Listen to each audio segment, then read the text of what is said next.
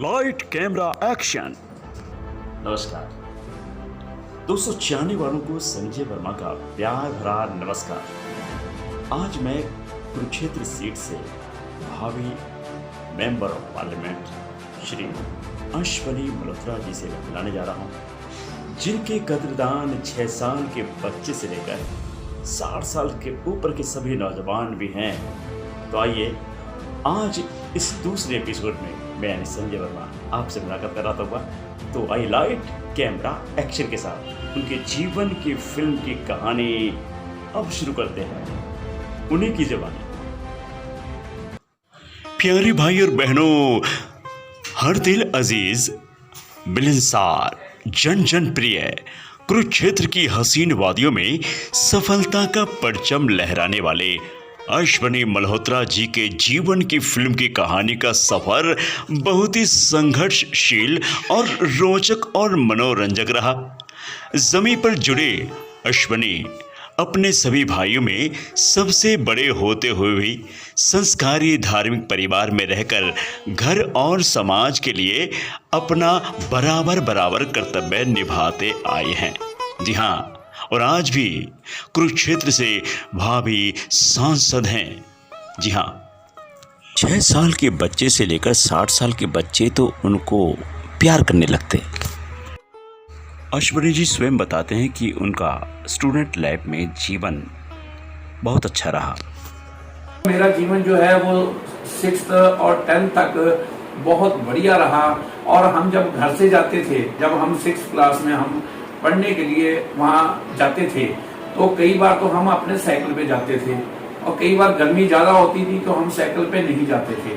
तो हमारे उस टाइम जो है वो बस सर्विस बहुत कम हैगी सी और हम जो है वो 3 व्हीलर से टाइम में बने होते थे।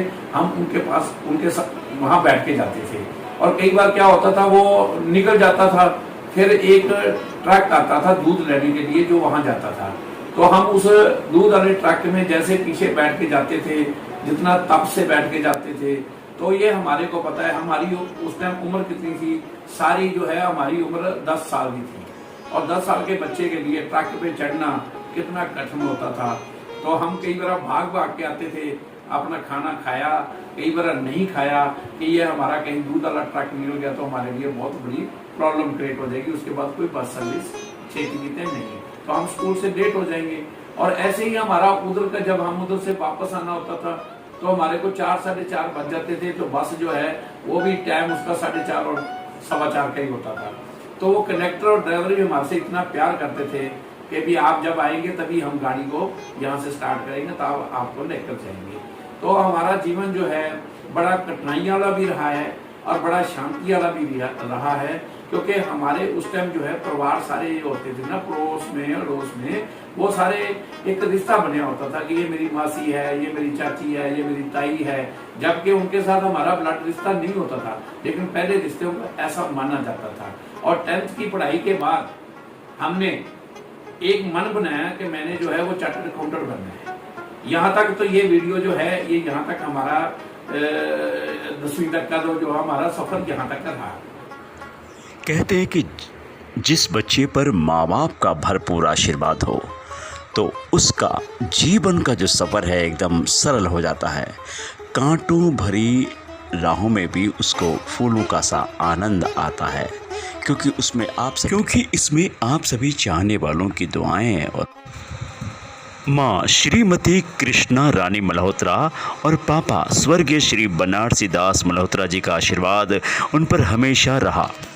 हाँ, तो अश्वनी साहब अपने स्कूल से अब कॉलेज का जो सफ़र है वो भी बताइए।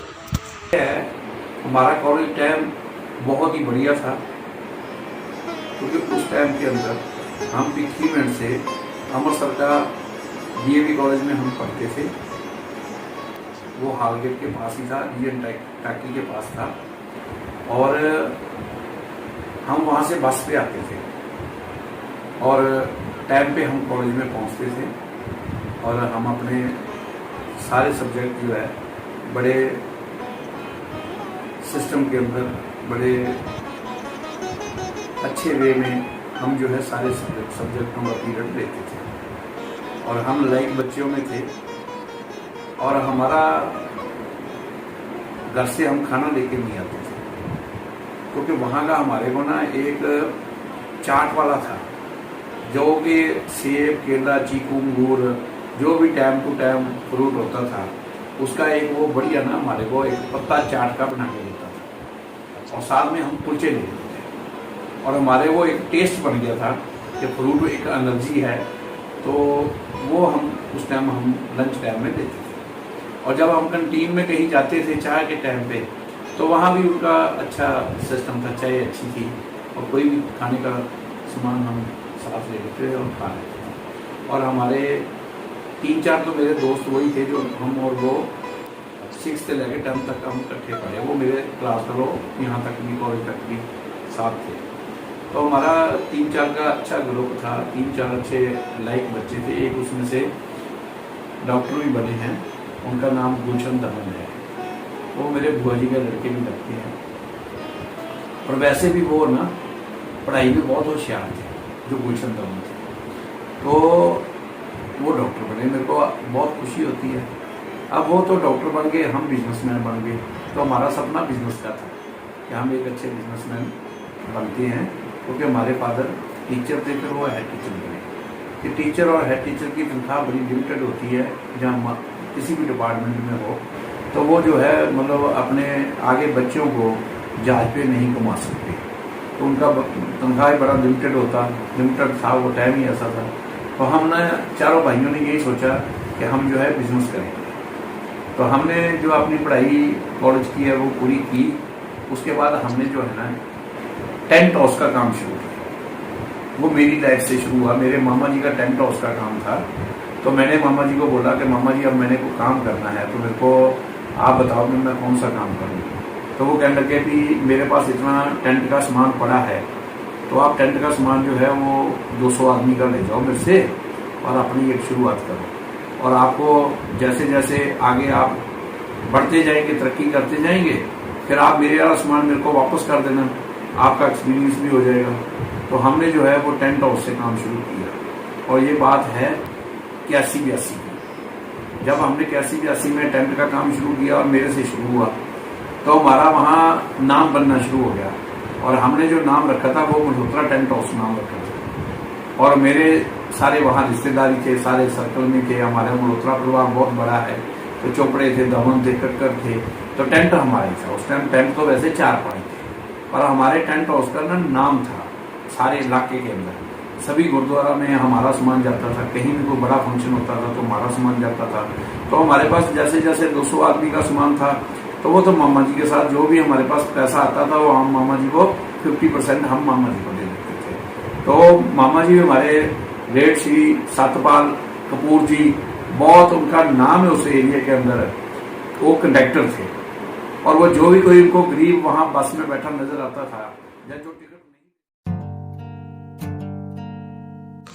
अश्वनी मल्होत्रा जी का मानना है कि उनकी धर्म पत्नी जीवन संगनी श्रीमती रानी मल्होत्रा जी का भी भरपूर सहयोग और प्यार मिलता रहा, और उनके पिताजी स्वर्गीय श्री बनारसी दास मल्होत्रा जी जो एक अध्यापक रहे, उनकी भी कृपा, उनका आशीर्वाद और उनका संस्कार, और माँ श्रीमती कृष्णा रानी मल्होत्रा जी की ममता का दुलार भी इनके सर पे हमेशा बना रहा।